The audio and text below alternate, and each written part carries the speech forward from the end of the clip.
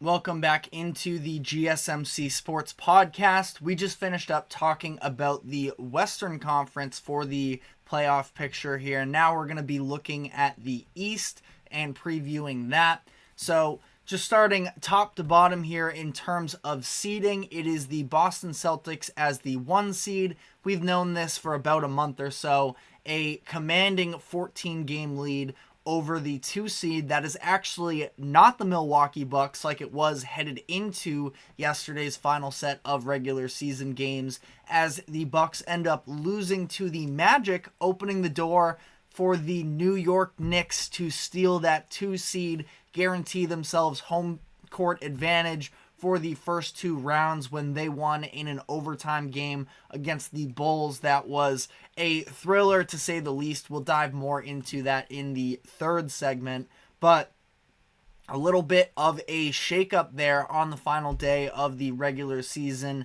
Knicks take the 2 seed, Bucks at the 3 seed. You have the Cavs and the Magic as the 4-5 matchup. And then the Pacers escape falling into the play-in tournament. The 76ers, putting together a big performance yesterday against the Nets, had a chance to steal that 6th seed and get out of the play-in tournament. But the Pacers just poured it on Atlanta yesterday, put up 157 points in regulation to take that one. And they will be headed to Milwaukee to play the Bucks in what should be a very interesting series there, where we have the Bucks sort of limping into their postseason play, and this is a matchup we've seen from really since the play-in tournament, the level of animosity and just the lack of fear that Indiana has, especially when it comes to this matchup against Milwaukee. There was the whole stolen ball incident that took place after Giannis's 60 whatever points that he scored in Indiana, and I think that should be a very charged up matchup, both from the level of play but some of the antics that could potentially go on in that series as well. As far as the play-in tournament, we have the 76ers versus the Miami Heat. I believe that game kicks off on Wednesday night. And then it is going to be the Hawks going into Chicago to face the Bulls, who I think that when you're looking at this play-in tournament, it's probably going to be the 76ers and Heat coming out of it. Now, the Bulls are a little bit interesting because they are very much mediocre, 39-43, so as far as their roster themselves, you can say they're below average. But the Bulls are one of those teams that do definitely play teams close. They have played in, I think now it's 11 overtime games this season. I think it was 10 headed into yesterday when they faced off against the Knicks, but Bulls, a very interesting team. I know that they were missing the likes of Ayo Dosunmu.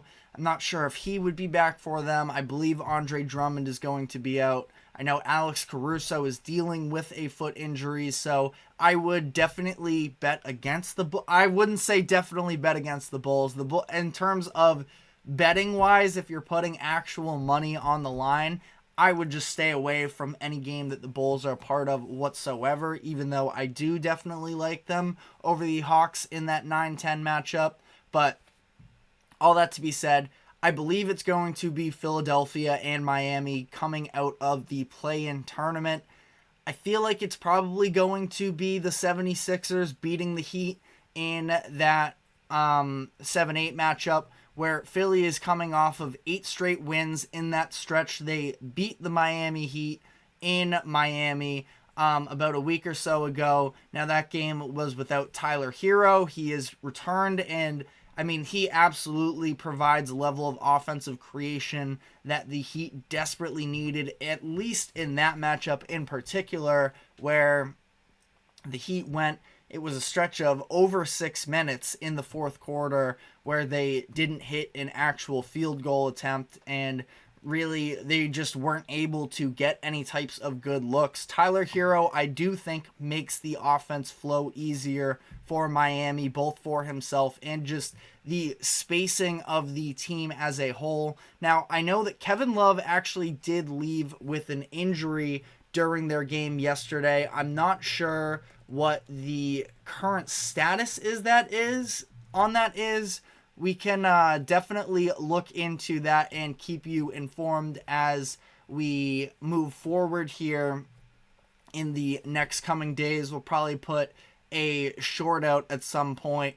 But he was dealing with an upper arm contusion in the team's game against Toronto yesterday. So not sure what the status is going to be with him, but he has also been a very important part of a lot of these fourth quarters and second halves in general for Miami as of late. Still waiting on that sort of Jimmy Butler, erupting, that sleeping giant in himself, but he also just has not looked 100% himself. And again, I'm going to stop myself after this last statement because I feel like Butler is somebody who is just waiting to make people like myself look stupid when the postseason comes around, and he takes his game to that next level, at least in the beginning stages of it.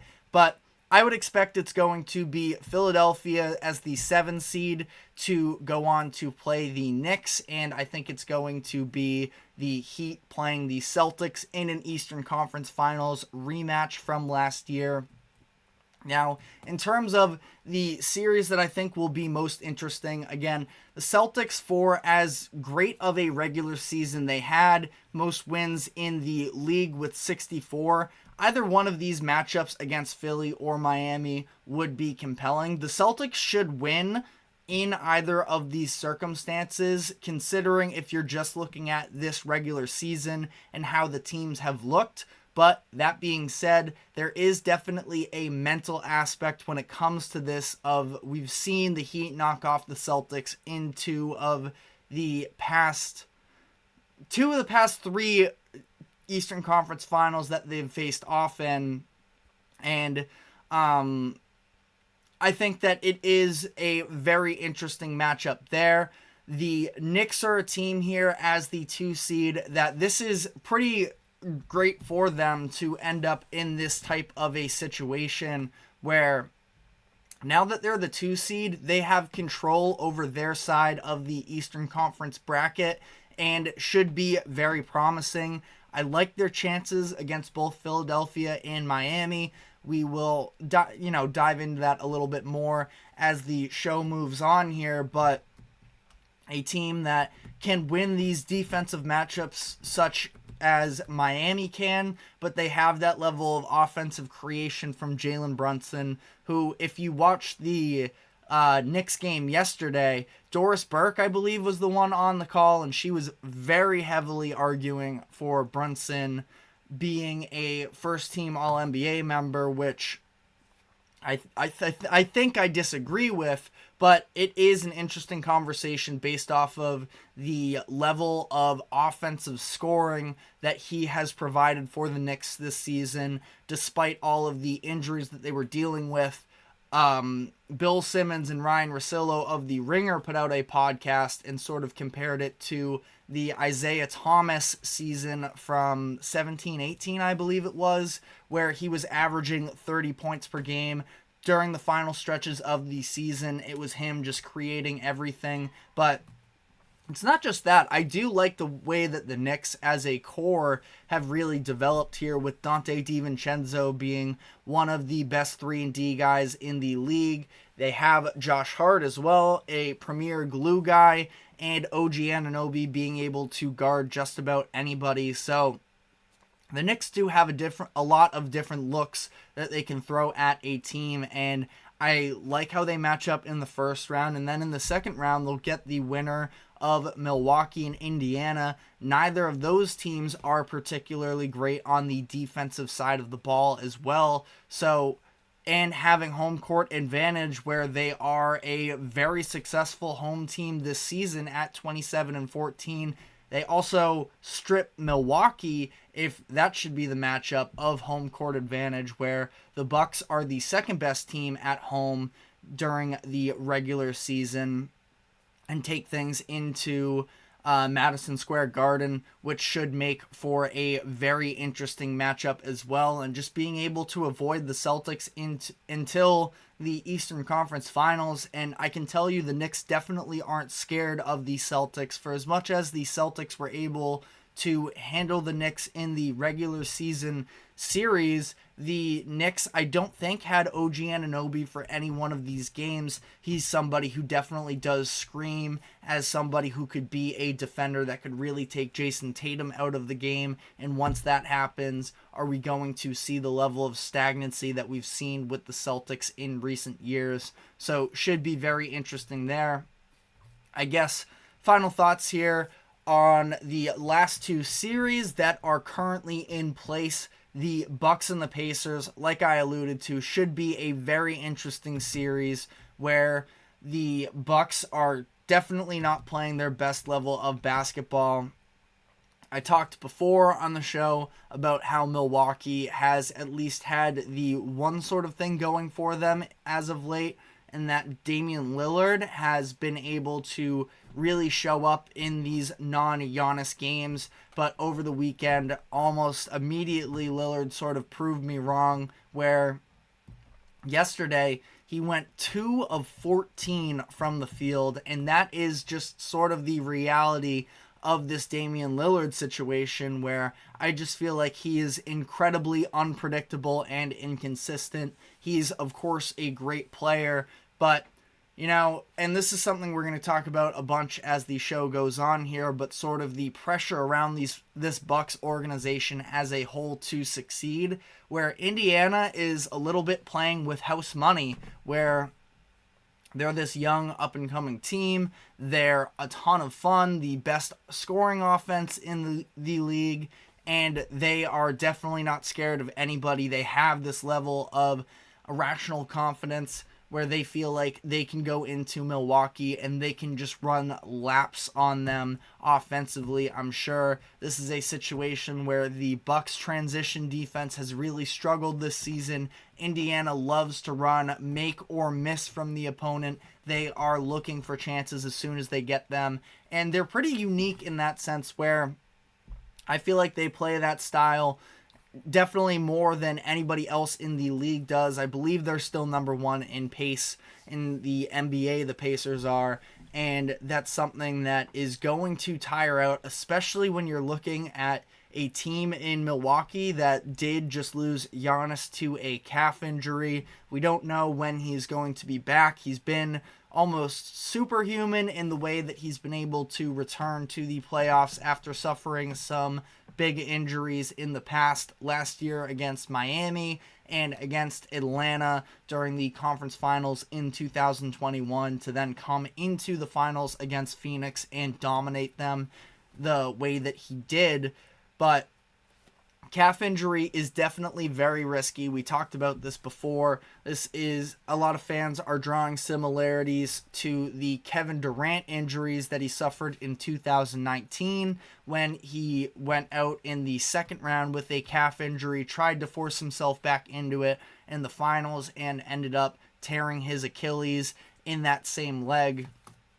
It is a very scary thing. We want to make sure that Giannis is, playing this game as long as he possibly can, and it's just a wrinkle that Milwaukee is going to have to figure out, an organization that has a lot of pressure really from the top down when you look at the way that they have sort of conducted their business in the past year, something that we will dive into more in our final segment. But final thoughts here on Cleveland versus Orlando. This is going to be one of those matchups where it should be a very close series in my eyes, should be very hard-nosed for all the people that complain about the high-scoring offenses and how it's ruining the game. This should be one of the best series for you to watch, but the reality is that's not going to be the case because people just love to complain. But that being said, I'm going to enjoy this matchup. Orlando, we've seen their level of offensive creation is definitely not at the peak of their powers. Now, Franz Wagner is somebody who has been pretty disappointing this year. If he can find a way to unlock it, and he was showing some flashes yesterday in their game against Milwaukee, if he can elevate his game, it could add a level to this Orlando offense that maybe we feel differently about them as a whole. But an elite defensive group and should be a lot of hard-nosed basketball in this type of a matchup. I would lean with the star power of Cleveland. If you look at last year, something they struggled with was the other team relying, or in the Knicks, that is, in their first round matchup, being able to take advantage of the lack of spacing with Cleveland from both Evan Mobley and Jarrett Allen. And on the other side, they were able to shoot themselves. This time, Orlando doesn't necessarily have that same level of a three-point threat where we can see this massive discrepancy. Now, Cleveland definitely going to have to step up more in this year. Last year, the lights were just too bright for them. They were getting out-rebounded as well as being taken advantage of from the perspective of not having that level of spacing and shot creation, which was massively concerning. I think this is a little bit of a make-or-break playoff series for head coach JB Bickerstaff if he wants to remain there. And should be really interesting to see as well the whole Donovan Mitchell element of this, of whether or not he sees himself being able to find success with the Cavs as he heads into sort of the peak of his prime years here in the NBA, approaching free agency in a couple years, so should be very interesting to see. But let me know from both the West and the East what playoff series you guys are most looking forward to. I guess final picks here. I'm taking the Celtics out of the first round. I'm taking the Knicks out of the first round. I have such a hard time with this Bucks and Pacers series. I actually think that I might, in this moment, be leaning towards the Pacers, but could very easily see that going either way. And then I'm going to lean with the Cavs. But let me know what you think as far as your predictions. We are going to be taking our second break here, and when we come back, we're going to be doing a quick segment on this past weekend, starting with yesterday's games, but some of the biggest results that helped impact how we got to this point seeding-wise, and what sort of things were notable to take out of that set of games. So stick with us, and we will be right back.